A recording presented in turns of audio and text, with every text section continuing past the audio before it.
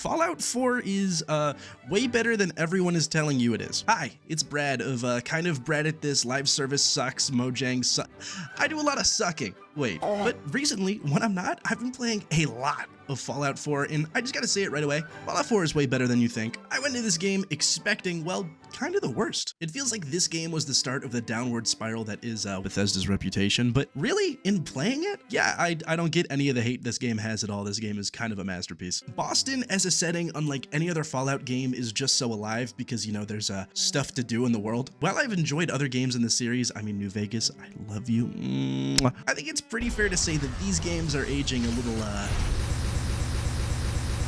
poorly, and with Fallout 4, there's just so much to love. The art style alone goes a long way in really making this game feel timeless. I mean, aside from the lip movements, it looks like this game came out this year. The weapon customization system alone, let alone the settlements, creates this feeling that you're actually scavenging this wasteland for things you need, which is just kind of not in the other games. Where the fuck is everyone? Add in the fact that Fallout 4 easily has the best environmental storytelling, shooting, and, well, guys, I'm gonna be honest, the characters in the story are surprisingly nuanced, and I think anyone who says they aren't probably watched too many 4-hour-long video essays. Either you execute Dance, or I will, Knight. The choice is yours.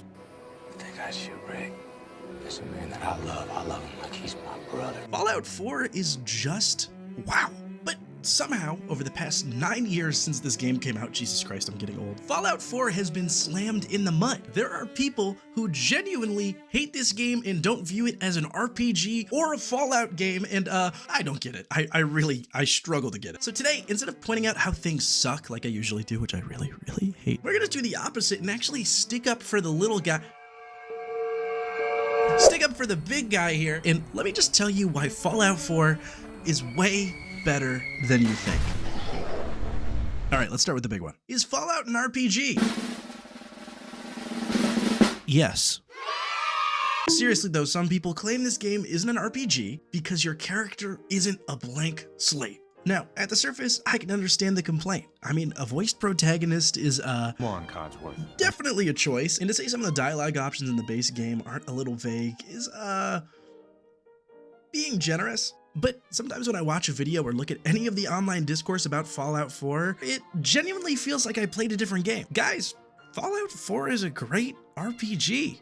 I don't know where people got this idea that to have a good RPG, your character needs to be as much of a blank slate as possible, but that was one, never the case with any RPG, let alone a Bethesda one, and two, it definitely wasn't the case with Fallout. In Fallout 1, the Vault Dweller hails from Vault 13, so pretty limited in that background. In Fallout 2, you're the grandchild of the Vault Dweller in the tribe he founded, so pretty limited in that one too. In Fallout 3, you're the lone wanderer who hails from Vault 101 and has some pretty serious daddy issues, so okay, maybe these are a little bit limited. And even the courier in New Vegas, which is easily the most blank slate of all the games, because I mean, Obsidian rocks, has a pretty good amount of established backstory as they were always employed by the Mojave Express, and it's heavily implied at multiple parts of the game that, well, you helped create and destroy a community at the Divide. In Fallout 4, the sole survivor is actually a pretty great background. It's basically what would a father do if everything was taken from him and he was a fish out of water in the wasteland. He could become a dickhead merc. He could agree that synths are an abomination and yearn for his military days joining the Brotherhood of Steel. Maybe his loyalties lie with his child and he sees the Institute as the last bastion of hope for progress and sees the fact that they're the only people with toilet papers and showers and sides with them.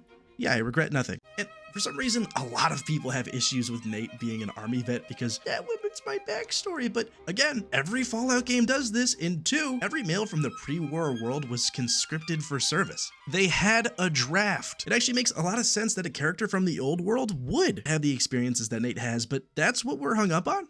Really? Why are we upset about Fallout 3's opening where playing anything older than a teenager would be kind of weird because, you know, your dad? Huh. I guess that didn't stop Sean.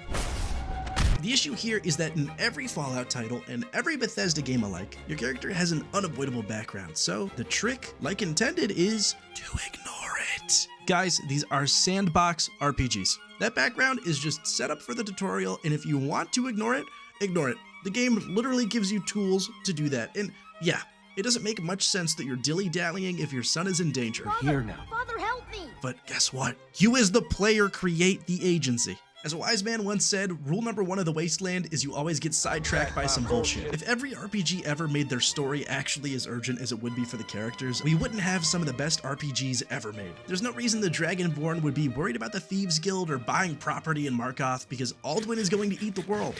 Why would Geralt be injecting Gwent into his veins in every bar bathroom if he was in such a rush to go save his daughter? Save Princess Zelda? Nah.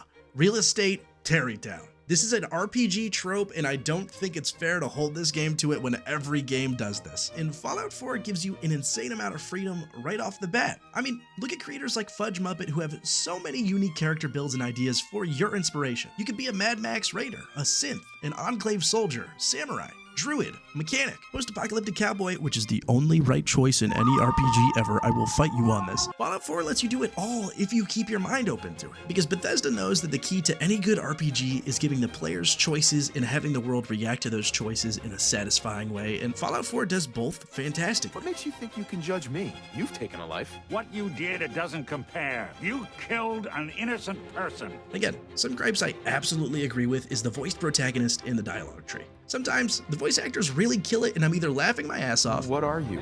I'm a woman, baby. Can't you tell? or I'm horrified of who I've become. You know, in 100 years, when I finally die, I only hope I go to hell so I can kill you all over again, you piece of shit. But more often than not, the voice actor's tone is just not what I thought it would be when I hit the button, and Night? What is this, the Dark Ages? the fact that you only get 4 response options and they're usually pretty vague, which was probably to save time and money recording the various voice lines that they did to even have a voice actor in the first place, but for that we're just going to ignore right now because oh my god, why would they do that? I get it. Between this clunk and hearing his voice, this can pull you out of whatever serious or goofy character you might be playing as in the moment, but guys, this is a Bethesda game.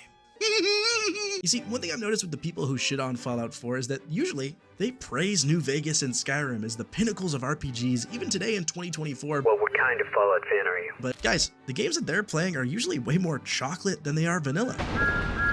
Any clip of Skyrim or New Vegas you see today is probably modded to shit, and that's completely okay. Honestly, it's some of the magic of Bethesda games because here at Bethesda, we let you finish our games when they're good. But all of those complaints they make of Fallout 4 and its voice protagonist and limited dialogue options, well, 2 mods fix those, like, immediately. It just makes it a classic Fallout dialogue experience like that. Complaint?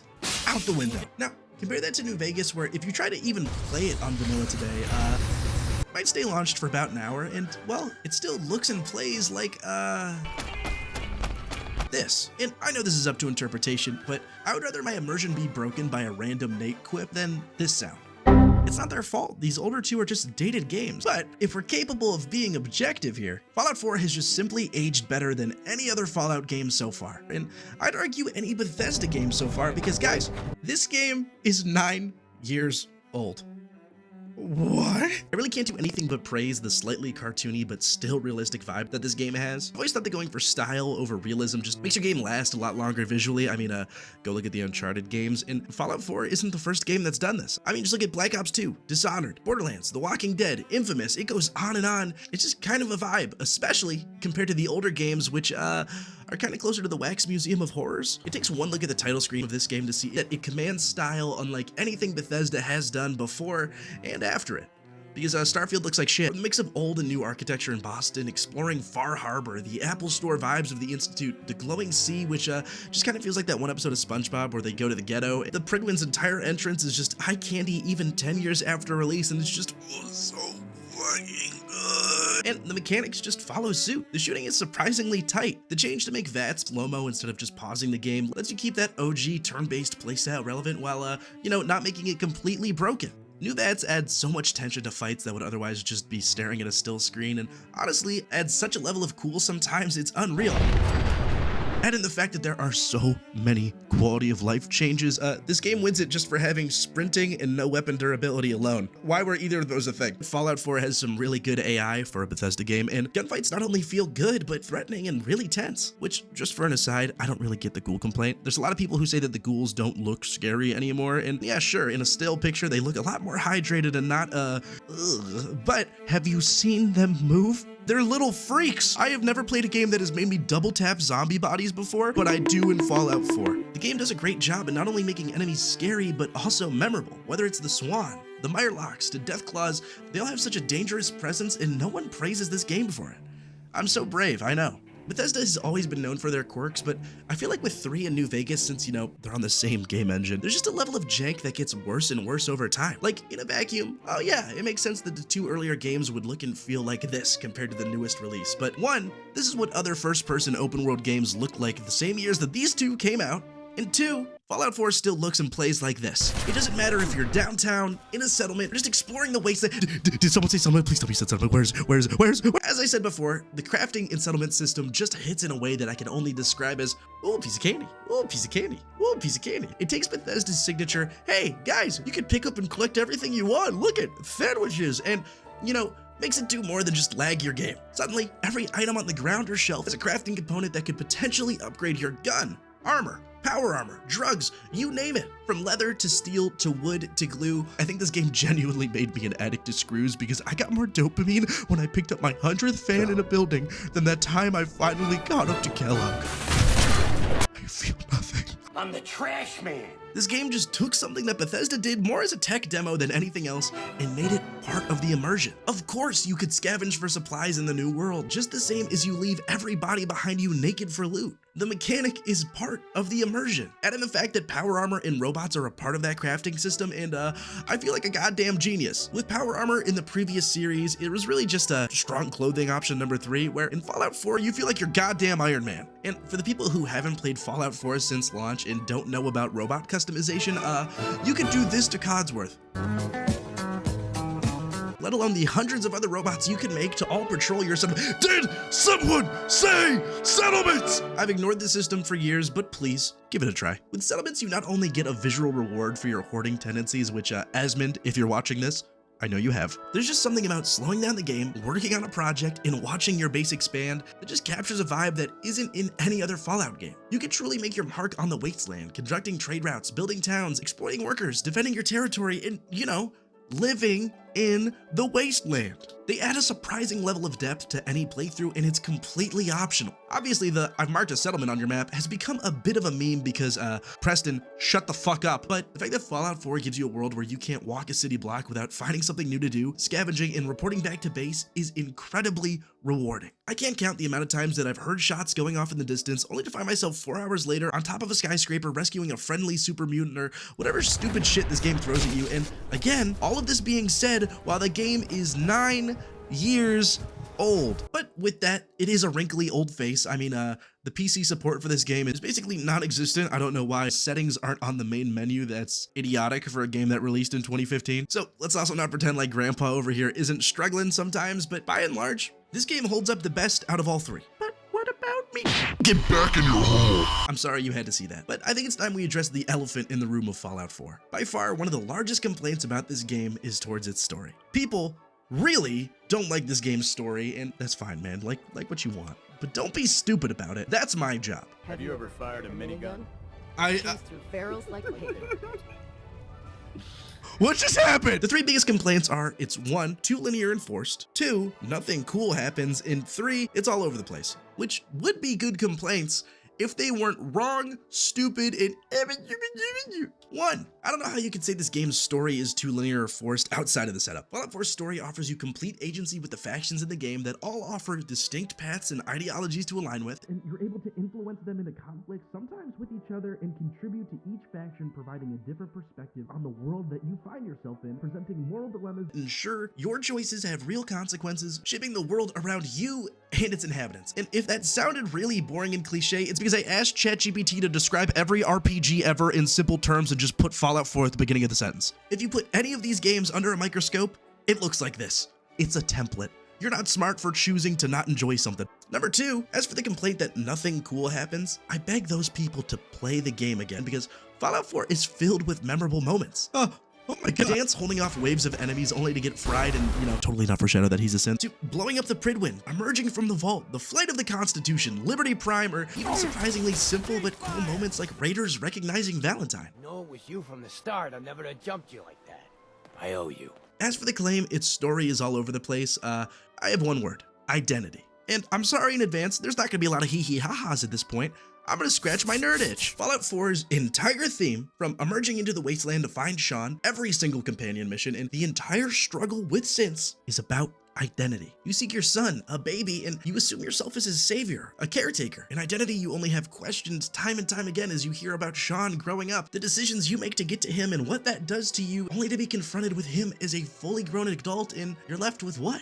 The Commonwealth itself is paralyzed with fear of others, synths. And yeah, you fight them, but you also find innocent ones. They weren't designed for a nefarious job, but for an ultimately good goal. And even if you dislike them, you're stuck knowing what they could be, but then again, is a new set of memories saving anyone or just repurposing their bodies? You meet Nick Valentine, who turns out to be a synth, but he's good. But he doesn't recall his history with Dima, a synth who modified himself to the point of almost artificial identity, manipulating even his own view of himself. Then you have Kellogg, who's a ruthless merc you think is the big bad guy of the entire game, but he's really just a man so worn down by the wasteland, he's become indifferent to its cruelty, even being absorbed into Nick on some level.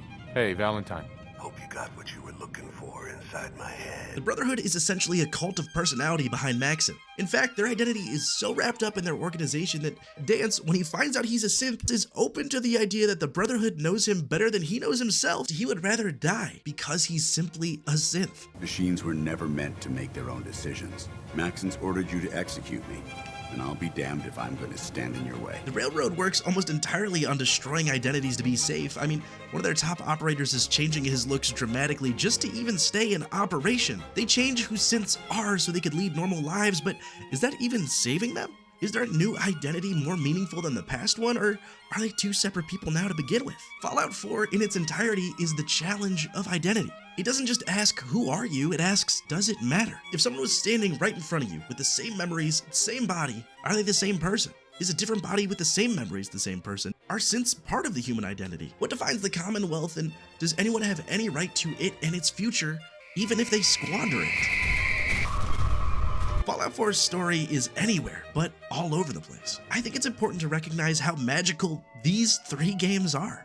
They took a top-down strategy game that was somewhat popular in the 90s and turned it into a household name in one game, making it an open-world sandbox where you could do anything and be anyone within the world of Fallout. And then, you know what they did? They gave the keys to someone else and said, here, have fun with it and do what you want. And what do you know? We have New Vegas, which is one of the best games ever made. And then after that, they drop Fallout 4, which, yes, simplifies some RPG mechanics and gives it a slightly more linear story. But guys, they made it more approachable for a broader audience and continued to make Fallout popular. They didn't even make the game that much more simple with, again, the settlements, the crafting, with VATS, all of the ambiance. They made Fallout better in so many ways, and yet people rag on this game. People rag on Bethesda, and look, I get it.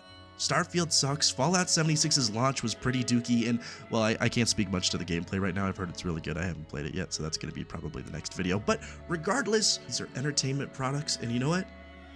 They're pretty damn good entertainment products. They're on sale right now for $10 or less for all of them. I don't really think you're getting robbed here. If you like one more than the other, that's completely fine, but don't dare say that one of them is bad. Fallout 3, Fallout New Vegas, Fallout 4 are all masterpieces, so what are you doing here watching a video? Go have some fun in the wasteland. There's nothing to do. Paladin dances.